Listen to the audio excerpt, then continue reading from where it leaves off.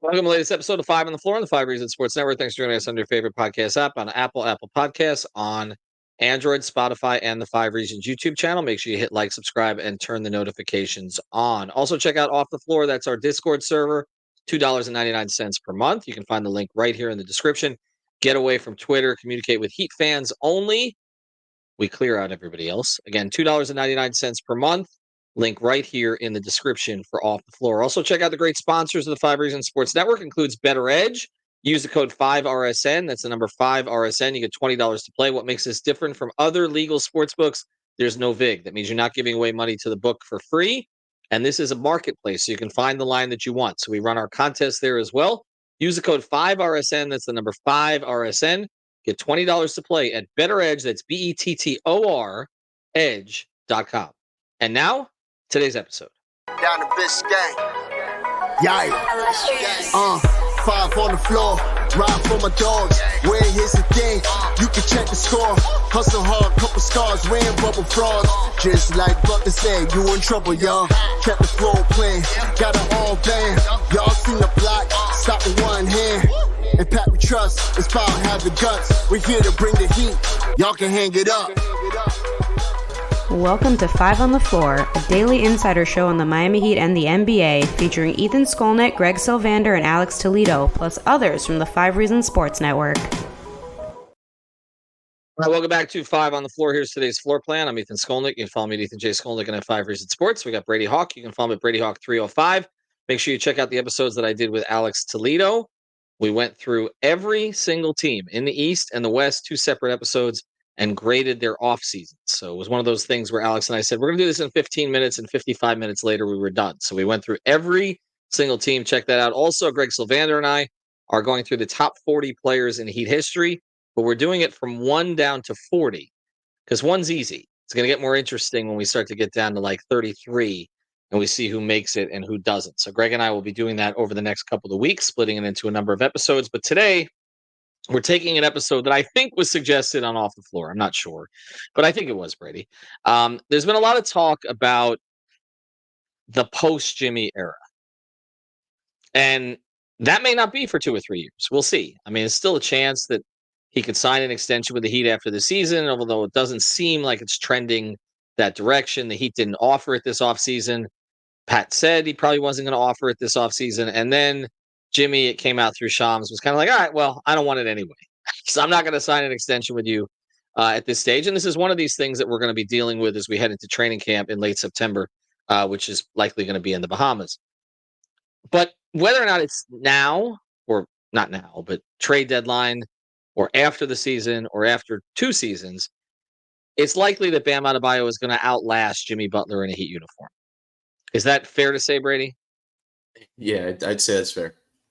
Okay. Because Bam signed the extension. They did give him an extension. And obviously he's younger. He's 27, right? So he's younger, 2 gold medals, a do-everything kind of player, and they've made him captain. Like, they're not trading him anytime soon. So what we wanted to look at was, what's the perfect player to play with Bam? And I know that this always goes to who plays the 4, right? Or who plays the 5. Sorry, Sean. Sorry, driving off the road, going to be angry at me. But for the purposes of this episode and probably every other one, I'll split it into positions. And of course, there are Heat fans who want Bam to play the 4. It seems like Bam now wants to play the 4 and at least have a taller player next to him than he's had in the past. And the Heat just drafted one in Kel'el Ware. And they've also obviously promoted Nikola Jovic, and Bam had some success playing with him last season. So it does not appear we're going to see a Haywood Highsmith or a Caleb Martin or PJ Tucker clone next to him this season. It appears that he'll be playing with bigger players than he has before. But this is not just about that, because if we're talking about a post-Jimmy era, Brady, it's not just about who plays next to Bam in the front court. It's literally who is his complementary star. And unless we think that Ware or Jovic is going to become that complementary star, that player is probably not on the roster right now. Unless you think it's Tyler. And unless, again, we think Jimmy's going to play forever. So let's start here. Before we get into specific players, who is the perfect type of player to pair with Bam as a star? Because Jimmy and him have gotten to 3 finals. They've two finals. They've gotten to 3 conference finals, even though we've talked about what a clunky fit it sometimes is offensively. Who would be the perfect fit next to Bam? Not the person, but the type of player. So it's funny because we always characterize it as the player to play next to Bam, but I think in a lot of ways it's always been the player to put in between Jimmy and Bam because it's always been about fit. It's always been about the guy that makes sense to kind of mend those two. So when you go outside the box and you ask the question in terms of like post Jimmy and Bam kind of in the later years, what does it look like? Honestly, I think I get more of a feeling that it means going bigger. Like it means Bam at the 4 and a bigger guy at the 5. That's to me is why I think a lot of people push back on not going as big right now is that maybe it is the best fit for Bam, but I just don't think it makes sense for Bam plus Jimmy. And I think that's where they kind of are.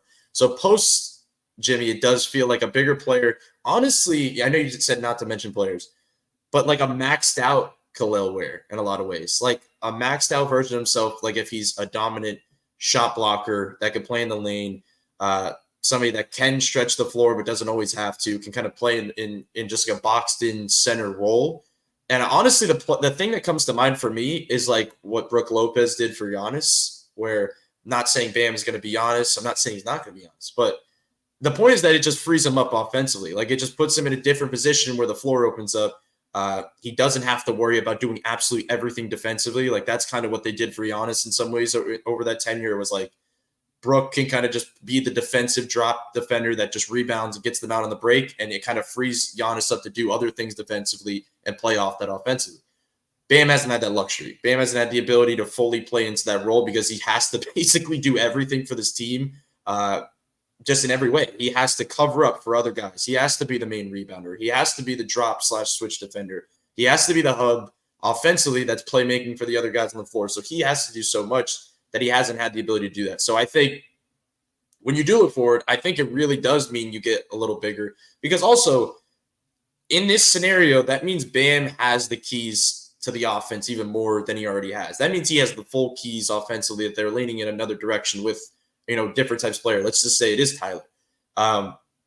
They have to play different lineups. They can't do the stuff that they do now with Jimmy because Jimmy could carry an offensive unit. He could just go out there and play in a style where a lot of times the 4 doesn't end up mattering and it gets overlooked when the Heat go on runs because Jimmy's so overpowering. So it doesn't matter that they have a 6'4" shooting guard named Caleb Martin playing the 4. So in this scenario, I do think actually like it is a bigger player next to him. And I say a max out Kel'el Ware. It's almost kind of like the guy that he doesn't like, Miles Turner.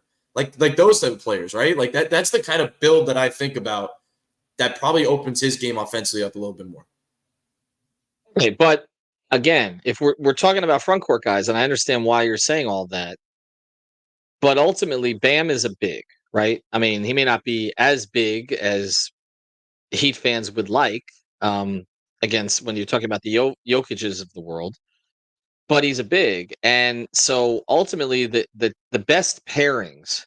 If you look at championship pairings in recent years, okay, let's go through some of them. With the exception of Curry and Clay, which was unusual too, because you had like this hybrid type player in Draymond, this do everything front court player who kind of made everything work. But it's been rare to have championship like duos who necessarily came from the same sort of position group. And I know I'm going back to the old positions. Now, the big 3, you had Dwayne and LeBron, who occupied a lot of the same spots on the floor. Dwayne more of a small, LeBron more of, a big wing. In addition, just everything type player. But of course, they had Bosch up front, who was, who kind of again made everything work. You had some championship teams in the past that, like Isaiah Thomas and Joe Dumars, were the best players on the Pistons teams that won championships, and they came out of the backcourt. It's rare again to find that. I mentioned Golden State. But typically, it's been like the Shaq Kobe pairing, right? Like you have a big and you have a small. Even the Heat tried to do that with Hardaway and Mourning. Would you say overall, again, before we get to specific players, that the best pairing for Bam would be someone in the front court with him? In other words, if he's going to be one of the 2 best players on the team, would you rather have the other best player on the team be a guard, be a wing, or would it be a front court player? To clarify, no, it wouldn't be a big. I'm more so thinking of what benefits him the most. That I would not want that big to be the second best player on the team. Like I think the benefit his type of player, it's having a high level role player that doesn't ask for a lot, like doesn't have to play like Brooke. Like he's a good example because he didn't never step in the way and he kind of backed into a specific role and it benefited him. I think of that as that position. To answer your question, like if you're talking about a second best player, like no, you have to have a 3-level score. I don't care if it's a guard. I don't care if it's a wing. It has to be a 3-level score in some capacity. I mean, look, just looking at some of these past teams, like you mentioned it, like the two best players. You had a guard with Jamal Murray, with obviously with Jokic. You had obviously Boston, who just put a bunch of pieces together. I think of the Raptors team just having a wing like Kawhi. I mean, not these are different examples because we're talking about really good players here.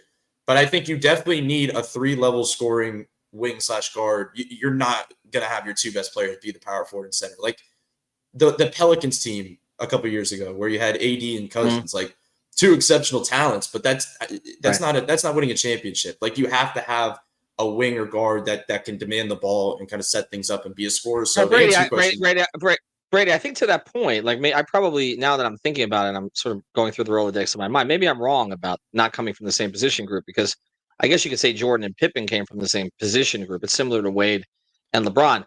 I think the thing is we don't see, like, I think you just hit on it. We haven't seen a lot of teams where like their two best players were front court, were bigs, right? I mean, you'd have to go. I mean, the Rockets tried this with Sampson and Olajuwon. Duncan and Robinson in San Antonio winning the '99 championship. That's one that jumps to mind. But other than that, no, right? And especially in the modern era, like where the two best players are big. I mean, look at even the construction of some of the better teams in the league right now. Philadelphia just added an elite wing, obviously advanced in age, and Paul George. But their two best players were Embiid and Maxey, right? I mean, that's a more traditional type build. You mentioned Denver, provided that Murray gets in shape. Their two best players will again be Jokic and Murray. Minnesota, I'm gonna say Towns and Edwards, right? So front court player, backcourt player. That's almost, and OKC even with SGA and what they're hoping Chet can become, and they've plugged in these role guys, elite role guys around them. So I don't think, especially because Bam's not an elite scorer. I don't think that it could be Bam and another big being your two best players and win a championship. Like again, Jimmy operates in all kinds of different places on the floor, but I think you're right. I think it's a 3-level scorer. I mean, I think it has to be, right? If your second best player is a big, it's taking a lot away from Bam offensively. And the whole goal here in the later years is to make things easier for Bam and put the ball in his hands a little more and just free him up in a way. And I think that kind of limits him. So, I mean, I'm also thinking about, like, let's play the opposite here as well. What we just saw from Bam and AD, where Team USA is obviously a different example, but you're not getting an AD type player, I don't believe. Like that's the issue here. Like you're the guys that are usually on the market are some of these wings and guards that end up breaking away from their teams. If you have kind of the type of top level bigs in this league, most of them are staying with their teams. Like you don't see a lot of movement with bigs. So 100%, it has to be that type of player. And that's when the kind of the question becomes, can you play like a type of player like Jovic, or do you go the defensive route as they have in the past with the PJ Tuckers, the Crowders, the Haywood Highsmiths? Like at that point, that's what I'm trying to think of is, do they lean in that direction if you do get the 3-level scoring wing and guard? And are we doing the same thing that we just talked about for the last 4 or 5 years, where it kind of continues back in the same direction? So it's tough. I think it's all based on personnel and who's moving around at that time. But I definitely am talking myself more into like the bigger lineups thing. And it's not just because I think Bam feels more comfortable in it and then the 3 ball's coming along and he wants to play that role. I just think it does eventually make a little bit more sense that if you're going to keep running, like bringing back the same roster and the same team, eventually the only change you're going to have to make is moving positions, is giving a guy like Bam and saying, okay, we're not going to put you in this 5-man role in a box. We're going to put you out there and you're going to play in a much different, unique role. That's kind of the changes they're going to have to make. It's going to be on Spo to kind of just make those type of different shifts because the locker room's looking the same. So I don't know. We've seen different variations over the last few years. We've seen the defensive, smaller fours. We've seen the Myers Leonard, Kelly Olynyk types. Now I think you get a little bit more unique with Nikola Jovic, and we probably should mention him a little bit more in this episode because he's kind of if we're talking about post Jimmy and the future of Bam, who's next to him, ideally it is Jovic because that means he's developing in the right direction. But he fits the role of what I'm talking about as well. He's not going to ever be a dominant on-ball player where he's taking up a bunch of usage. He's too good of a playmaker and a passer and a hub that I think it does benefit Bam because he'll play off of him. So that'll be the question. That's why, as much as everybody wants to see Ware and Bam, the goal here for me is to see Jovic and Bam right now, to see them work it out throughout this season. You can mix in different lineups with Bam and Ware, just see how it looks. The end goal might be Ware and Bam, but I think right now you got to just work through the Jovic Bam and see how it works out. As much as I like Jovic and as much as I like Jaquez, I don't think ultimately the contending partner for Bam is on the roster right.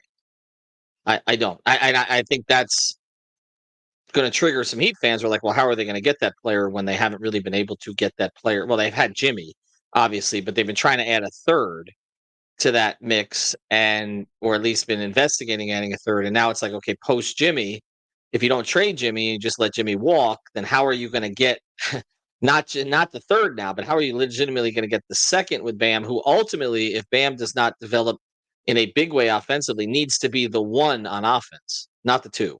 Bam will be the one on defense. We know that.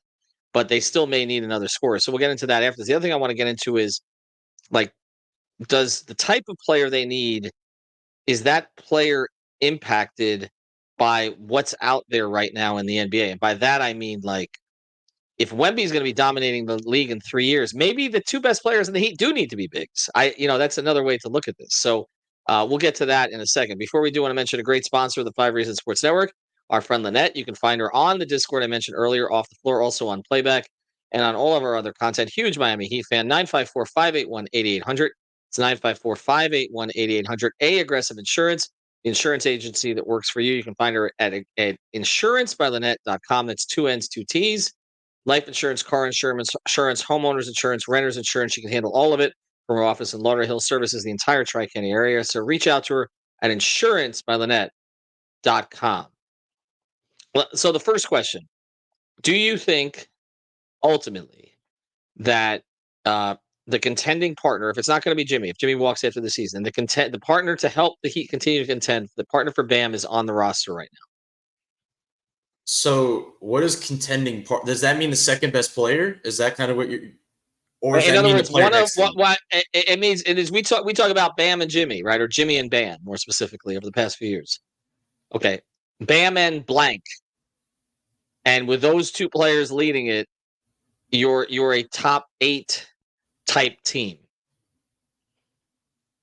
I mean, I think ideally they want Jaime to step into that role post Jimmy, and that's why, I mean, him modeling his game after him fits, but probably not. I mean, I think they're always going to, we're going to have, it doesn't matter post Jimmy or not, we're going to have the same offseason discussion every offseason where we're trading the entire team for, the different elite player that's on the market or that could break free of his team. So that's always going to be the guy that's next to Bam. And post Jimmy, Bam has too many relations in this league for the contending title to be Bam and blank with somebody on this roster. Like, I think the players on this roster moving forward are going to be big for them in terms of just rounding out the roster, like guys like Jovic that continues to develop, and Jaime obviously that can step into that role. But I mean, Bam has too many friends in this league for down the line 3-4 years from now to not have one of his friends playing next to him. Like that's kind of where the key becomes. And at that point, they should have some money laying around that they could be able to kind of maneuver some things in a different way, right? Like, depends on what the contracts look for, I guess, with Jaime and Jovic by that time. But obviously, things could look a little different. So I would say it's definitely going to be somebody else, and it fits into the conversation that you need that wing, or you need that guard, or you need that solidified player to put them over the top. Because as much as Bam has this extension, just like we have been talking about trying to cash in your chips for Jimmy, eventually you're going to have to cash in your chips for Bam. Like the same conversation you're having for him, you're going to have for that guy. So it's all about winning at any given moment. And if it is one of the guys on the roster, like if it is somebody that develops into that, great. But eventually they're going to have to kind of get that guy for Bam to kind of run the table with a little bit. All right. So I asked this question. We don't have to spend a lot of time on this one, but I just wonder, um, again, if Wemby ends up blowing up over the next 2 to 3 years, if maybe you do look at adding at, at tilting big. We were doing that anyway, but kind of tilting big in terms of the star power that you look for, and also how you're going to handle him. But let me go back to this though. So I'll just throw it out there. You could have any player in the league right now, any player. You say this is, and again, probably not going to get that player because I think the guy in Cleveland is a pretty good fit, personality wise, age wise, 3 level scoring wise, etc. But now he's on an extension. So, but give me anybody. You say you're gonna build the perfect player to play with Bam. What is he? Who is he? It's probably pretty close to what you just described. It is. It's Yeah. a Mitchell, Booker, that type of player, right? I'm honestly, it's playoff Jimmy in a lot of ways. Like as much as everybody talks about Jimmy and Bam not fitting together, the success in the playoffs matters. Like we've seen it time and time again. And the problems that we walk away from the playoffs every time is not Jimmy and Bam. We have the Jimmy and Bam fit problem conversations in December and January every year. When it's June, we're never having that conversation. We're talking about the guys around Jimmy and Bam. So I think in some ways, playoff Jimmy, when he is playing at that high level defensive level, when he is kind of scoring at a different level, and when he's shooting the three, because in the playoffs, his 3-point numbers jump up just like they did this last season. I think that's kind of the player you need. The issue has been you just don't get that player consistently next to Bam, and that puts you in a position where you are in the play-in, and then you're clawing your way out, and the rest of the roster it ends up not being as talented to get you out of that position. But that's why I've never really been a fan of that they're not complete fits. I just think it's always just so in and out. It's just never consistent. So in some ways it's the 3-level scorer. It's the Mitchells, it's those players we're mentioning, but it's kind of the Jimmy we've seen from 2 years ago. No, and that's true. And I think that is why I keep coming back to this. When you talk to Heat officials about Jimmy and some of the issues that they've had to deal with over the past few years, it really does come down to this. If you don't have that kind of player, you're constantly searching for that kind of player. And that is why this season is going to be so interesting, I think, from behind the scenes perspective, because you're going to come up into that trade deadline, and we're going to see where the Heat are, and then they're going to have to make a decision. Are we afraid of losing Jimmy for nothing? Do we have to move him now and get the assets to build around Bam? And if they do, it might be you get the assets and then you don't make the move then, but you hold the assets for when something that you really like appears. And of course, that's going to frustrate Heat fans because they don't want to wait. And so there's all these things that are going to play into this. But not only did they get Jimmy because Jimmy wanted to be in Miami, and then they were able to execute it kind of on the second try after trying to get him from Minnesota, then getting him from Philadelphia. But then Jimmy exceeded expectations. And so you have to find a star who not only is as advertised, but is better than advertised to a certain degree, and who fits with Bam. And as we see Bam grow, there may be more fits with Bam because there may be more players who can complement the few things that he doesn't do as well. But there's a little bit of a timeline there too. I mean, he's not an old player, but he's entering his prime. And Jimmy is past the average age of a prime. He just happens to have extended it, and credit to him for that. But they will need to figure this out relatively quickly in the next year or two. And again, it fits with what Greg and I were talking about winning or misery, and Pat being 79 years old too. So all of these things kind of come together. Donovan Mitchell, for all the talk about Dame, Donovan Mitchell to me was more the guy to put with Bam. As much as I pushed for the Dame thing, because of age, just because of he's in the same kind of bracket. What would you put the chances of? We'll close with this. What do you put the chances of that Jaime Jaquez develops to such a point? And I want to remind people, Jimmy Butler did not start a game as a rookie. He did not start a game as a rookie. Jaime Jaquez did more now. Jimmy was a little younger, a little bit, but not that much. But Jaime was a better rookie than Jimmy was. And by the way, was drafted higher than Jimmy was. And also accomplished more in college than Jimmy did. So I'm not saying he's going to be. This is like people get on. Well, you said Josh Richardson could do Jimmy like things. I'm not. I'm not way back when. Not every player becomes the projection just because somebody else or exceeds expectations to the level that somebody else exceeds expectations. But I also don't rule it out that a guy can improve. I think sometimes we forget that a guy is not a finished product, even if he played 3-4 years in college. What do you put the odds at? Give me a percentage that Jaime can be 80% of Jimmy ultimately. 80% of Jimmy is not where I thought you were going. So that one is decently likely. I think there's a decent chance he could get there. I think the problem is, you hit a good point, because I think the problem is that people think just because he is an older player, because he went to college, that he has a lower ceiling. I don't think that's the case. Like, if he went to college 2 years and he was entering his third or fourth year, we'd be talking about this is the jump that's coming, or this is the growth that's like. So, like, I think that there definitely is still like a lot of improvement to be made, and he's still going to make some jumps. So, I think there's a decent chance. Now, I don't want to put that type of bar on him where he, like, everybody now is like expecting him to be Jimmy, like post Jimmy. That is the worst thing that could possibly happen, is where like Jimmy's gone, everybody's looking at Jaime to like turn into that, where it's like they're in the first playing game and everybody's waiting for him to drop 56. Like, let's not go too crazy, I guess. But I just think from the perspective of playing a similar role to him in similar spots, with just he has similar feel to the game as him, that stuff could link up. But that feels from years from now, right? Like, just once again, he's going to his second year. It doesn't mean he's capped out as a player. Just went to college 4 years. That could be 4 years from now when he starts hitting that type of trajectory. So I don't know. I don't want to put that type of bar on him, but I do like the fact that there are some similarities in the game. So as long as he can continue to learn from Jimmy as well on this roster, like, it's only going to benefit him. And look, Tyler can grow too. That's the thing. Like, we talk about it and a lot, and sort of what he hasn't done, but he has improved in each year. I don't know that he's going to be here long term. I don't know that Jaime is going to be here long term, or that Jovic is going to be here long term. But they have some options, and they got some options to move potentially to try to get the player who maybe is the best fit. But this is something we're going to be talking about a lot. So we figure we get in on the conversation now. Nothing is guaranteed for Jimmy Butler beyond this season. Just not. It doesn't have the extension. We know how stubborn he can be. We know how stubborn Pat can be. We know what happened with Dwayne in 2016. You may not want to repeat mistakes, but sometimes they're unavoidable. So it is time to start thinking about what a Bam Bill might look like ultimately. All right, thanks to Brady. Again, check out all the other episodes. Also, check out our sponsors, Prize Picks. Use the code 5, FIVE, and insurancebyLynette.com. Have a good one, everyone.